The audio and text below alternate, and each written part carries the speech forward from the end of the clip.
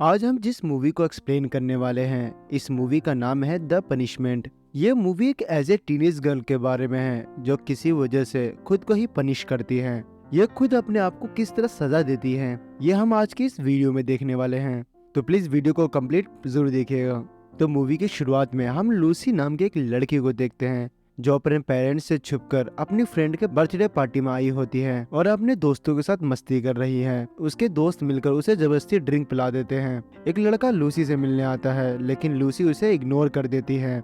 Lucy घर जाने के लिए बहुत ज्यादा लेट हो रही थी, इसलिए वो अकेले ही पार्टी से निकल जाती है। लेकिन बहुत रात होने की वजह से उसे टैक्सी और कैब कुछ भी नहीं मिलता, जिस वजह से वो और भी ज्यादा लेट हो रही थी। और इसी वजह से लूसी अब लिफ्ट मांगने लगती है और तभी वहाँ एक कार आकर रुकती है। और वहीं दूसरी ओर हम उसके पेरेंट्स को देखते हैं जो बहुत ज्यादा परेशान हो रहे थे। उसके डैड घर के बाहर देखते हैं कि एक कार वाला उसे ड्रॉप करके गया है। लूसी घर के बाहर पावर बॉक्स में अपने छोटे कपड़ों को उतार कर रख देती है। लूसी के घर के अंदर आने पर उसके फादर उसे अपने पास बुलाते हैं और उससे पूछते हैं कि वो इस वक्त तक कहाँ थी, जिस पर लूसी अपने डैड से झूठ बोलती है। वो कहती है कि वो अपने एक फ्रेंड के घर पढ़ाई करने गई हुई थी, लेकिन घर लेट आने की वजह से उसके डैड उससे बहुत ज्यादा गुस्सा थे और उसके झूठ बोलने के बाद वो और ज्यादा गुस्सा हो जाते हैं और उसे पैंट उतारने के लिए कहते हैं। उन्हें लगा कि उसने पैंट के अंदर शॉर्ट्स पहने हैं। फिर वो उसकी मोम को बाहर चेक करने के लिए भेजती हैं। बाहर उसकी मोम को वो शॉर्ट्स मिल जाता है और वो उसे कार में छुपा देती हैं। लूसी अपने डैड के इस व्यवहार को देखकर बहुत ज्यादा हैरान हो जाती है और उसके आंखों में आंसू आने लगते हैं। लेकिन वो उसे घर लेट आने की सजा देते हैं और वो एक कैंची लेकर आते हैं और उसका यूज करके उसके पैंट और उसके टी शर्ट को कई जगह से काट देते हैं और उसके बाद उसे घर के बाहर खड़ा कर देते हैं और लूसी से कहते हैं कि तुम्हें यहाँ से सुबह 6 बजे से पहले हिलना नहीं है। इस पर लूसी अपने डैड को थैंक्स कहती है और उसकी आंखों में आंसू होते हैं। लूसी के डैड को उसकी बहुत फिक्र थी, इसलिए वो विंडो से उस पर पूरी रात नजर रखते हैं। क्योंकि लूसी के फादर एक पुलिसमैन थे, इसीलिए वो चाहते थे कि उनकी तरह ही उनकी बेटी भी डिसिप्लिन्ड रहे और समय की कीमत को समझे। लेकिन लूसी को ये सब पसंद नहीं था और अक्सर ऐसा होता है कि टीनेज बच्चे अपने पेरेंट्स को नहीं समझ पाते। अब लूसी सड़क पर अकेली होती है और वो वहाँ बैठकर एक पत्थर से सड़क पे पेंटिंग बनाने लगती है। अगली सुबह फिर से उसके फादर उसके पास जाते हैं और उसे एक टास्क देते हैं और उसको ये टास्क मिलता है कि उसके अगले 1 मिनट में बेड और पिलो पर कवर चढ़ाना है। लूसी को ये काम बिल्कुल भी पसंद नहीं था, इसलिए वो जानबूझकर अपना हाथ काट लेती है। ये देखकर उसके डैड उसे अपने मॉम के पास जाने के लिए कहते हैं। उसकी मॉम उसके हाथों पर पट्टी कर देती हैं। कल रात के बाद लूसी का मूड काफी ज्यादा खराब था, इसलिए उसके मूड को ठीक करने के लिए उसे और उसकी छोटी बहन को लेक पर लेकर जाती हैं, जहां पर वो तीनों बहुत मौज मस्ती भी करते हैं।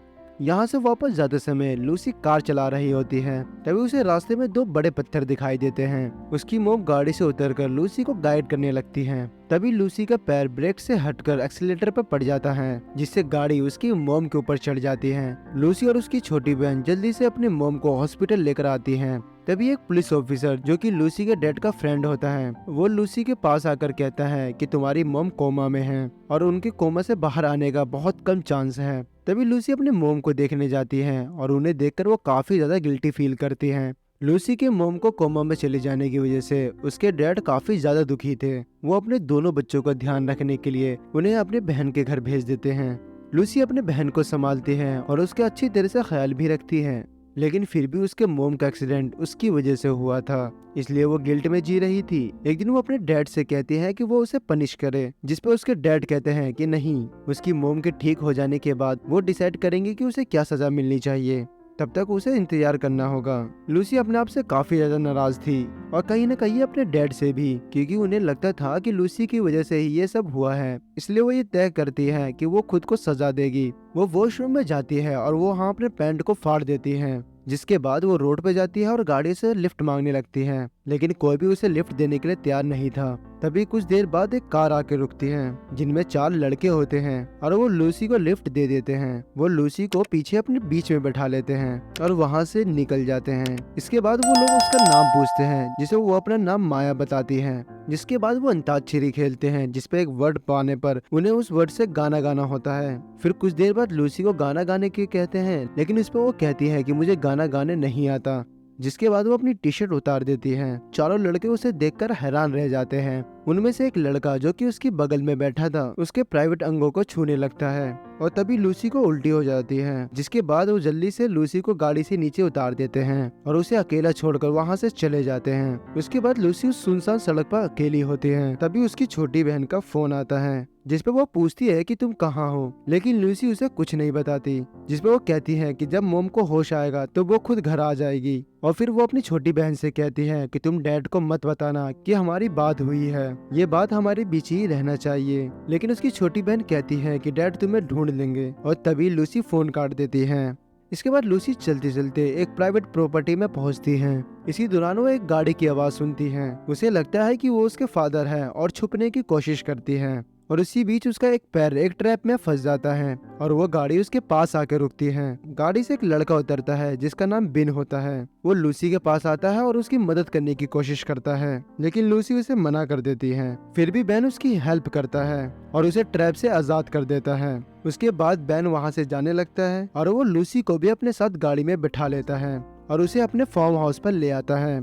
फार्म हाउस पहुंचकर वो लड़का लूसी के सैंडल को चिपकाने की कोशिश कर रहा होता है। तभी वो लड़का पूछता है कि आपका नाम क्या है, और तभी लूसी बताती है कि मेरा नाम माया है। और लूसी कहती है कि क्या मुझे यहाँ पर कोई काम मिलेगा, जिस पे वो लड़का उसे मना कर देता है क्योंकि यहाँ बहुत मेहनत भरा काम था और उसे लगता था कि लूसी ऐसे काम नहीं कर सकती। और वो कहता है कि ये काम लड़कियों की बस का नहीं है, जिस पर लूसी कहती है कि मैं ये सारे काम भी कर सकती हूँ। और वो उसके हाथ से लाइटर छीन लेती है और लाइटर जलाकर अपना हाथ उस पर रख लेती है और गिनती करना शुरू कर देती है। दरअसल वो उसे ये बताना चाहती है कि वो मेहनत करने से नहीं डरती। और बिन तभी उसे रोक लेता है और उसके हाथ पर जेल लगाने लगता है। फिर वो उसे फार्मिंग का कुछ काम सिखा देता है। एक दिन बिन किसी काम की वजह से बाहर चला जाता है और फिर लूसी फ्रीजर रूम में जाती है जहाँ पर बेन का फ्रेंड सेटर होता है। लूसी वहाँ उसे उसके साथ इंटीमेट होने को कहती है और वो उसे कहती है इंटीमेशन के समय वो उसे हर्ट करे और वो उसे फिजिकली टॉर्चर करे, यानी वो चाहती थी कि वो उसे पनिश करे, जिस पर सिटर उसे मना कर देता है